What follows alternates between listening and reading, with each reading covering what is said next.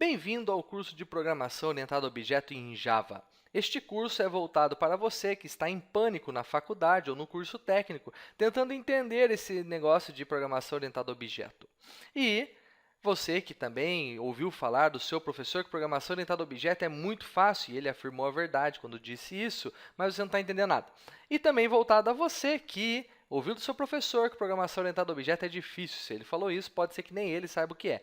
Então, com este curso, eu espero que você possa aprender a programar com o paradigma da orientação a objeto em Java. Os exemplos nós vamos usar em Java, mas os conceitos servem para qualquer linguagem de programação. A primeira coisa que você precisa aprender para entender programação orientada a objeto é aprender a enxergar e modelar objetos. E é por isso que a gente começa por essa aula.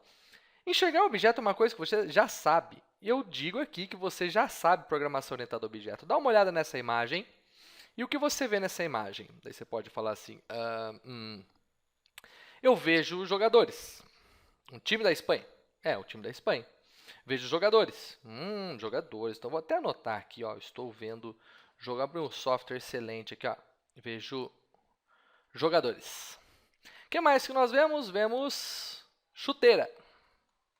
Chuteiras. Vemos também roupa. O uniforme, né? Uniforme, vou colocar aqui uniforme. O que você enxerga, Lula? Eu enxergo companheiro. Enxerga o Lula, enxerga companheiros. E esses companheiros também são chamados de jogadores. E lá atrás nós temos na arquibancada pessoas. São torcedores. Beleza. O que mais nós temos? Temos a grama. A grama pode ser um objeto. Muito bom. São objetos, né? São objetos. E se você, eu não gosto de futebol, não. Se você, geralmente, as mulheres não gostam de futebol. Também temos caras que não gostam de futebol. Então, eu vou dar uma outra imagem. O que você enxerga nesta imagem? Nesta imagem nós temos sapatos. Olha só que beleza, sapatos.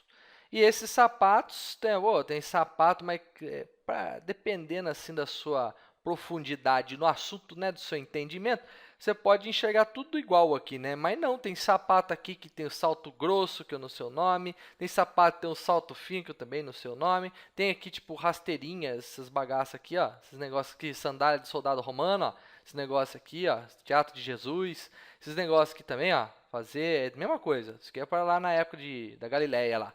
E aí, isso aqui já é um negócio mais indígena, e eu não sei o nome disso aqui também não, o cara juntou os panos aí, fez esse negócio aí e tá vendendo pra caramba.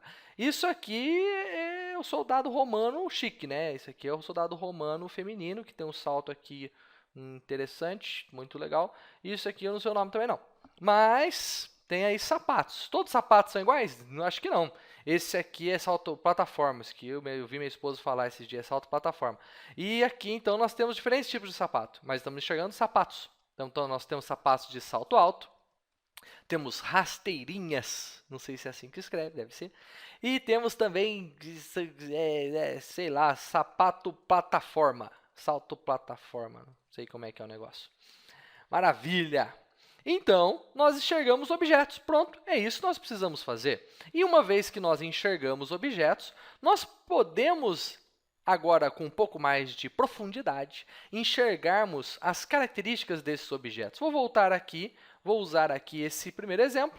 E o que nós temos, por exemplo, o que um jogador tem?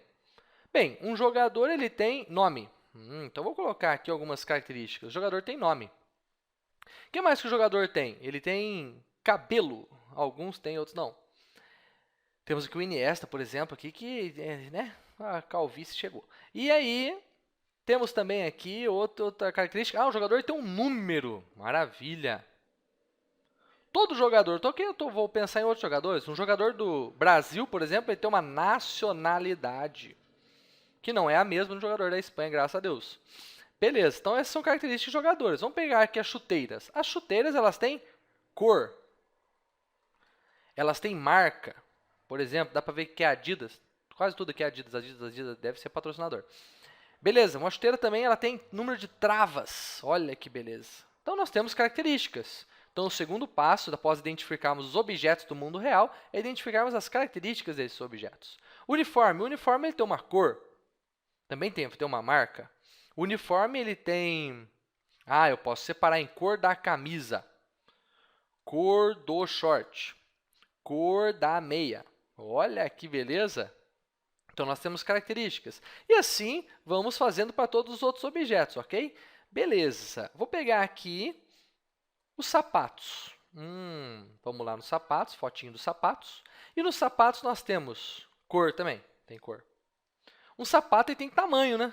Tamanho. O sapato ele tem o material do qual ele é feito, couro, plástico, papel, sei lá que é feito esse negócio. Ele pode ter, deixa eu ver o que mais, a marca também, deve ter uma marca. E o sapato de salto alto, o que ele tem? Ele deve ter, além de todas as outras características, ele tem o tamanho do salto. Faz sentido? E a rasteirinha, o que ela tem? Ela não tem salto, né? Sei lá que a rasteirinha tem. Tem as mesmas características, cor, tamanho, material e marca. Eu não manjo muito esse lado de sapato. E o sapato plataforma? Também tem o tamanho do salto. Tamanho do salto da plataforma. Deve ser um negócio desse aí. Beleza? Então, o segundo passo nosso, depois de enxergarmos objetos do mundo real, é enxergar as características desses objetos. E agora entramos com os nomes da orientação objeto. Esses nomes, eles têm um negócio interessante. Cada uma dessas características é chamada para a gente de atributo.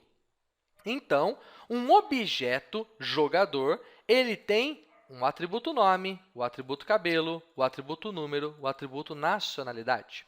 E o objeto chuteira, cada objeto chuteira tem o atributo cor, atributo marca, atributo traves e assim por diante.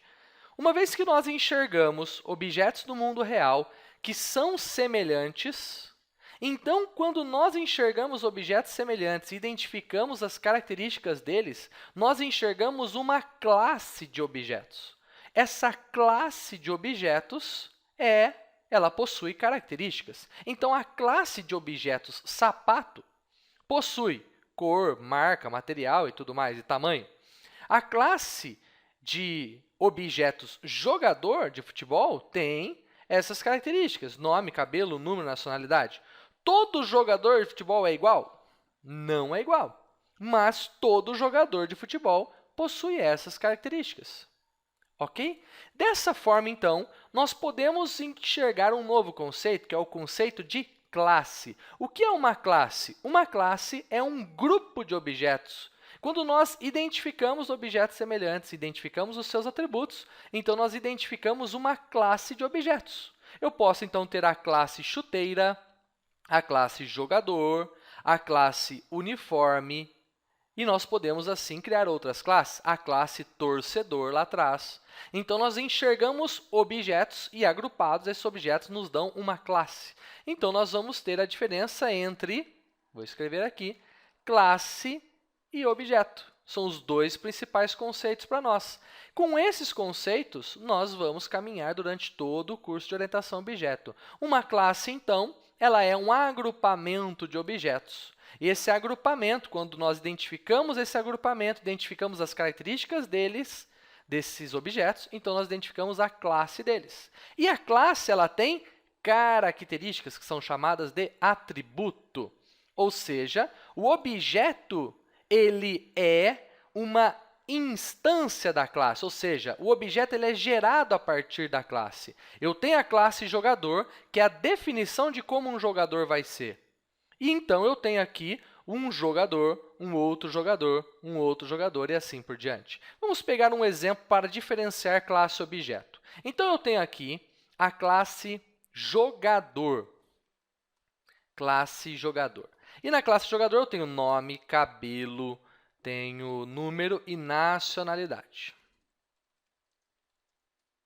Tá difícil escrever aqui. Beleza.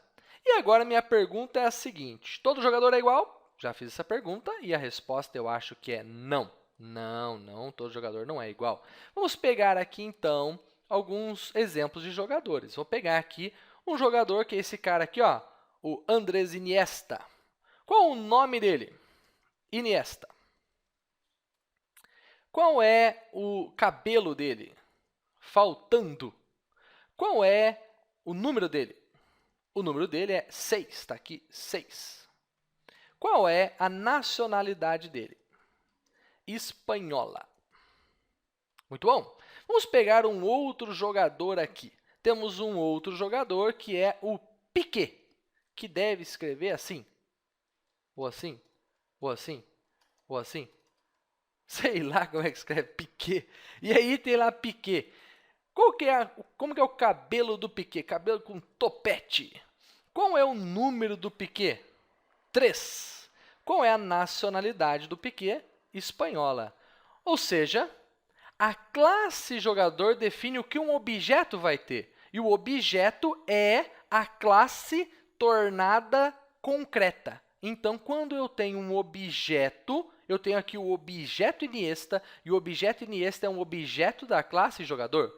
Eu tenho aqui o objeto Piquet, e o objeto Piquet é um objeto da classe jogador. Eles não são iguais, porque têm valores diferentes as suas características, os seus atributos, mas eles têm as mesmas características, os mesmos atributos. Isso faz com que eles sejam da classe jogador.